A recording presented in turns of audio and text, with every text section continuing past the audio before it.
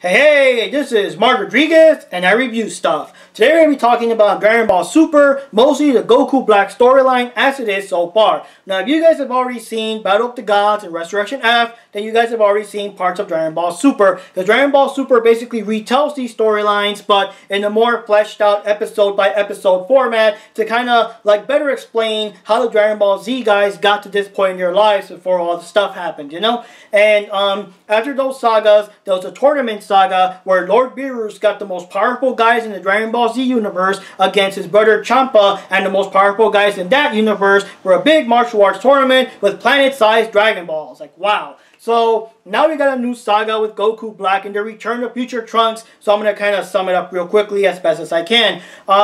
We start off in the future of Trunks, which is of course messed up and going to hell, like Paige says. It always sucks for some reason. First the androids, now this. Black is basically killing everything like the androids used to, and humanity is almost wiped out. And Trunks goes to his mom, the future version of Bulma. She has fuel for the time machine. Their hope is to go back in time and hopefully bring back some of the other guys because, I mean, Trunks is like the only superpowered guy left, so hopefully he can get some help. So, she has a canister full of fuel. It's like half full. It took them a year to get that much. Their time is right now. They gotta do it now before Black kills them. Black arrives and actually vaporizes Bulma in his hand. That's like fucked up, man. That's Bulma, man. I know that she's died before whenever like the planet in general blows up, but this is the first time we've seen her flat out murdered like that, you know? So Trunks barely escapes. He runs into the grown-up version of Mai. Mai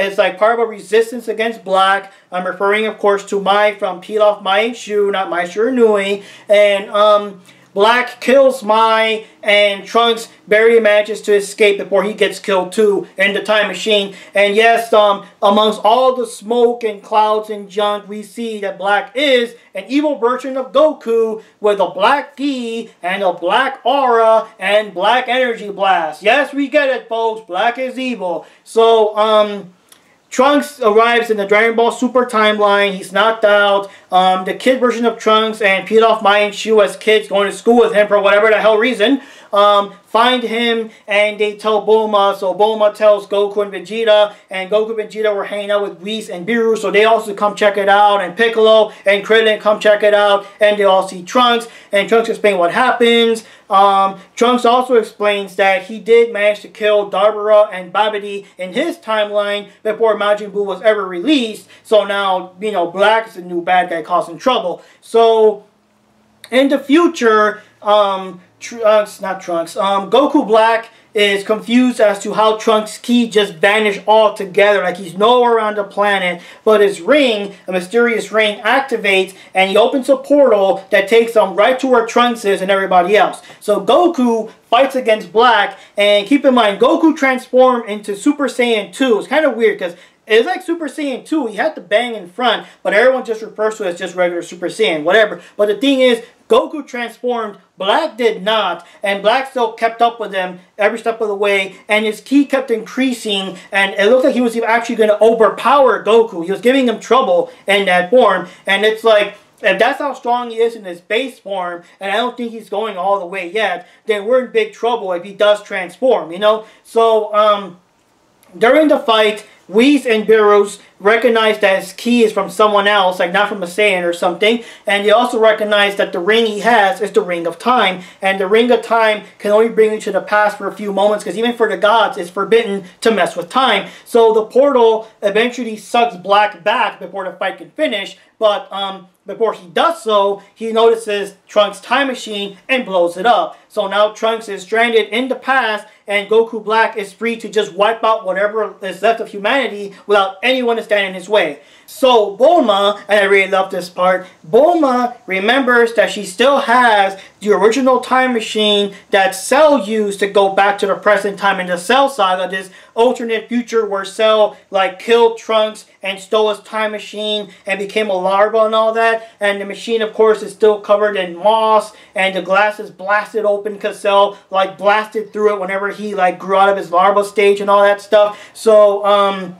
So yeah, that was pretty cool that they remembered that. So now they have another time machine And now Bulma and her dad and Pilaf Mai and Shu are gonna help like rebuild it and make it, you know, as good as new so they could use it. But of course that's gonna take time. So meanwhile, Trunks gets to see Gohan, and he gets to see how Gohan grew up, got married, became a scholar, has a kid, and now lives in the Mr. Satan mansion and everything. And he also got to see the shocking surprise that Krillin actually married Android 18, and they have a kid too. And meanwhile, Whis and Beerus told Goku that Black's Ki is very similar to someone they know from Universe 10, so they go to Universe 10 to check it out. Now, in this universe, we got a Kaiosama named Zamasu that's training to become a Kaioshin, but he's already having doubts about humans, like why should we protect them? All they do is cause like, you know, death and destruction. It's a cycle that just never ends. Are we better off just wiping them out and all that? But of course, he has to like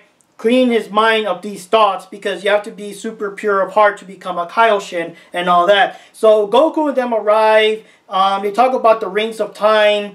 Sama's master, Gomas, has like a box, like a special sacred box, whatever. All the rings are in there. They're all accounted for. None of them is missing or tampered with and all that. And Goku fights with Zamasu for a bit, and you do recognize that his ki is very similar to Goku Black's, but it's still like just a little different somehow. So they leave and all that.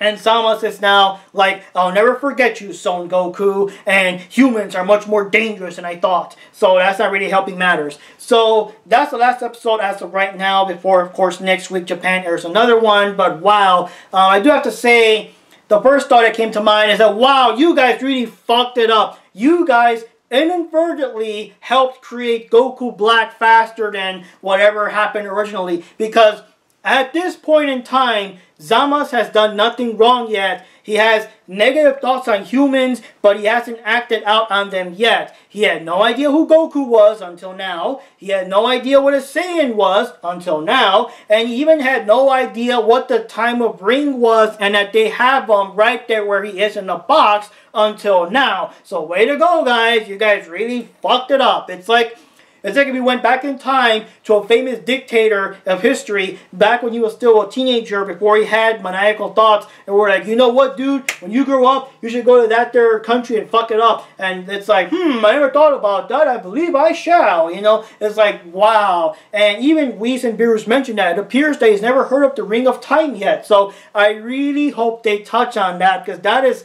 kind of epic how they did that. Now, another thing about Goku Black that no one has mentioned yet is that he does have a Potara earring, which is another thing that only Kaioshins have. But the noticeable thing is he only has one. Where's the other one? Like, they usually have two, and even when you fuse, you have two when you're fused, you know? And yeah, a coworker had an interesting theory, because basically when you fuse, someone puts their ring on the right ear, someone puts it on the, I'm doing it backwards, aren't I? Someone puts it on the right ear, someone else puts it on the left ear, and they fuse. But Goku Black only has one. Where's the other one? And my coworker said that maybe Zamasu, for example, because at that time we didn't know who he was, but maybe Zamasu has the Potara earring on his ear, while Black has it on the same ear, and maybe when that happens, maybe he's able to somehow control Goku's body that way. But another mystery is, who is this Goku? Like, what universe does this Goku come from? Because the Goku in Trunks storyline died a long ass time ago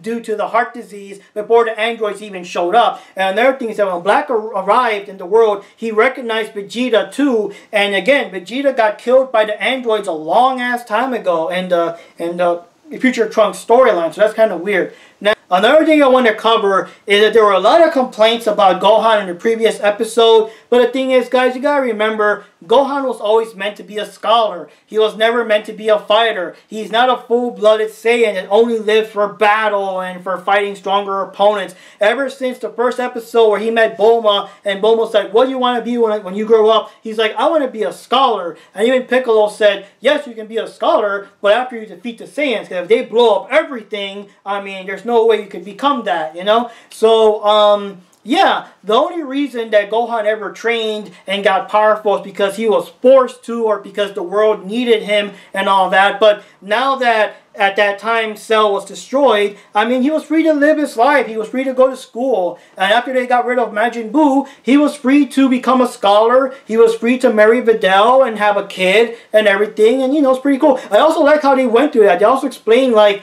throughout the course of Dragon Ball Super, of Videl being pregnant and, you know, Pan being born. That's kind of cool. But, yeah, that's the thing. Even when in the series, Piccolo told Trunks that if you're thinking about taking Gohan to the future, don't, because he is not the Gohan that you know. He's a scholar now. And even Trunks said that, you know, oh, so that's great. He finally got to fulfill his wish. And that's cool. And yeah, he was taken aback of how Gohan is now, more like friendly and happy, because, you know, the future Gohan was all battle hardened. But he is still happy to see that thanks to him helping stop the androids in Cell, he got to live a happy life. He's married, you know, he has a kid, he lives in luxury in Mr. Satan's mansion, you know, it's all pretty cool. And I think I would take the you know, the attractive wife and mansion and kids and living the good life, as opposed to having half your arm blown off and just flat out dying, you know, because Gohan is dead in the future. I think you'd rather take living a peaceful life as a scholar than being dead, you know. Now, the last thing I want to bring up is this weird thing of making Trunks' hair blue in this version. Now, the manga is black and white. Only the covers are in color. Bulma's hair was always meant to be purple because she is, you know, Trunks' mom. No one has purple hair, I believe, in the Bulma family. You know, they had, well, I guess the father has purple hair in the anime, I don't know. But still, it's still pretty weird that they went that route. In the manga, her hair was always purple. For whatever reason, they went for that aqua color. And now they bring in Trunks in Dragon Ball Z. And for whatever reason, they decided, let's make his hair purple. But now, they want to go back and make Trunks' hair blue to match Bulma's hair. But we still got Kid Trunks, and his hair is still purple. And when they do, and they do it a lot of side-by-side comparisons that this kid is going to grow up to be this guy, you still see the purple and the blue. And it's like, why? It's so weird. I mean, and then the worst thing is, do you know, like those TV shows where sometimes an actor quits or leaves or whatever,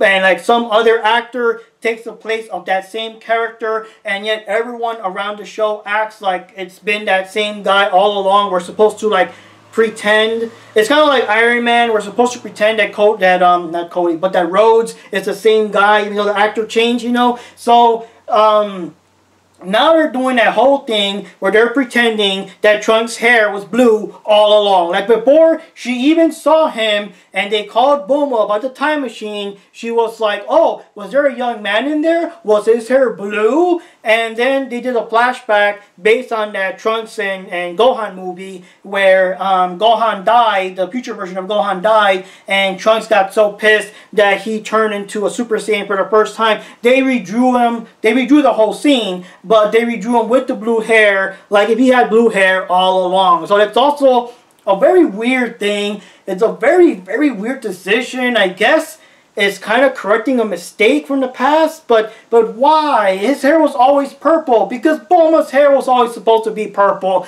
and you can't do this with Trunks there, the Kid Trunks having purple not matching all the blue. And it's just so weird because it's like, I don't know, it's like the weirdest thing that you just randomly decide to do it, and you can't really say it's more like the manga, because in the manga his hair was always purple. It's just a very weird decision to do that. And I know that you can't do it because like if they were to make Bulma's hair purple in the beginning of Dragon Ball Super, keep in mind at this point in time we had no idea they were ever going to bring in future Trunks. We were so busy with Beerus and Frieza that everyone would have been bitching like why is Bulma's hair purple? Oh my god, you guys fucked it up, you know. So it's just a weird thing they did, but whatever, just something to get used to. I hope that somehow they explain how Trunks' hair turned from purple to blue. I don't know, but it's kind of hard to say because like like I said, they're pretending his hair was blue all along. Anyways, I went too long on the hair color. Who cares?